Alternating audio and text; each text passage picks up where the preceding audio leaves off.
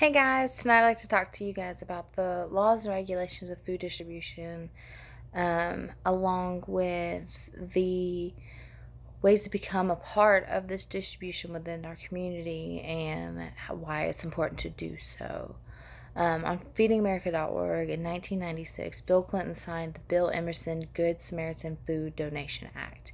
This encouraged large grocery stores such as Kroger's and Publix and Walmart and etc. to be able to donate their excess canned goods and produce and breads, pastries, meats, even to donate these to non-profit organizations such as Second Harvest.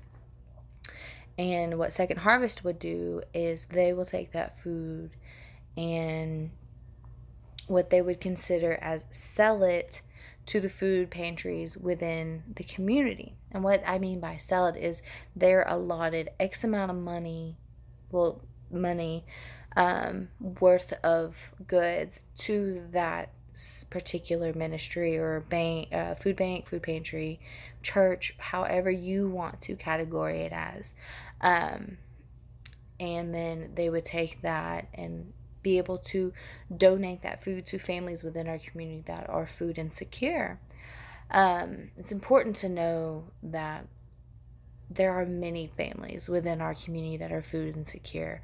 On the USDA website, they state that in 2015, there was 15.8 million households in the United States that were food insecure.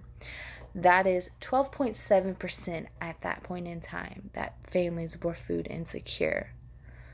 12.7% might not sound like, a huge number when you hear it in terms of, households. But if we hear it in terms of money, we would think, holy crap, that's a lot of money, either in an increase or a decrease. Nobody wants to see their margins go low. And if it dropped down 12.7%, we'd be freaking out. Why are we not stressing out and freaking out about these families within the United States that are food insecure? With these food pantries and ministries around us that have become eligible and have been readily available for those who are in need, it's an amazing experience and feeling to know that these are here to help those individuals. And why not take it a step further? Why not one of y'all come and help with these ministries and these different food banks that are readily available within our own backyards? If you get on suntopia.com, it will list about 80 different food ministries or pantries within the Nashville area alone. So, me, before doing this research, I didn't think there was that many. I knew that there were certain churches and certain groups that would help do these types of pantries and food banks within our community, but I didn't think there was near 80. And to hear that number just means that there are a lot of individuals within our community that are willing to step up and help. So I'd like for you guys to do the same thing. It's an amazing feeling to know that you're helping individuals, could be your neighbor.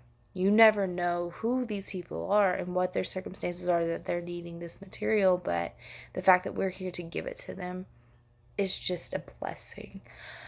With the constant rise in the daily cost of living, there's a potential that one day, heaven forbid, one of you guys need to be able to have access to these pantries and these different food banks. Because the cost of living is rising on a daily, but is the cost of our pay rising as well? I know that mine isn't. And I've seen a lot of cutbacks within a lot of companies. So, there's a potential that you or a close family member, a close, friend will be a part of that 15.8 million households that need this food and this access to it. You know, back onto the Suntopia website, you'll look at about 80 of these different access gates, is what I'll consider them, of how to get this food. The website will list the name of the organization that is hosting this. It will list the times and the dates of operation of when they give the food away. It will also list the physical address of where this is and then the phone number to call if you have any type of questions on how to either volunteer or be a part of this. I highly recommend that you volunteer just at least once and see how life changing it is for individuals. Just this past month, our church, my church, United Methodist of Las Casas, was able to provide food to 180 different households, to families within our community.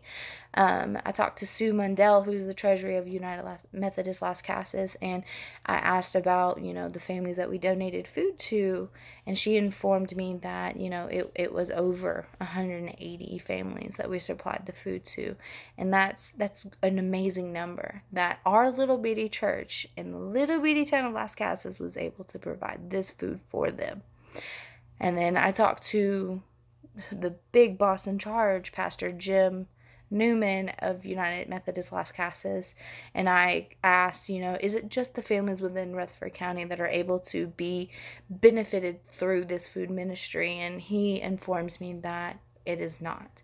I know a lot of it does state that yes, we're supposed to feed just the family or the families of Rutherford County, but it does not state that we have to stop there. We are allowed to feed the families of Rutherford County along with the bordering counties as well. So you'll have Bedford County, Moore County, and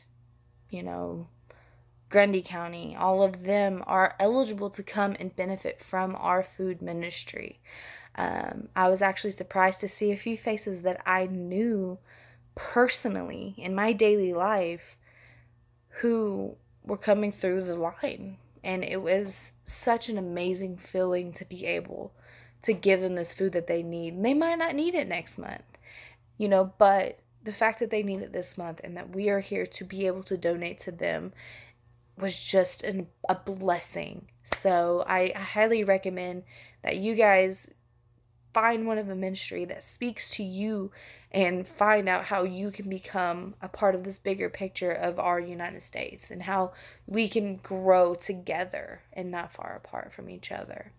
So thank you for your time, and I hope you have a wonderful night. Thanks.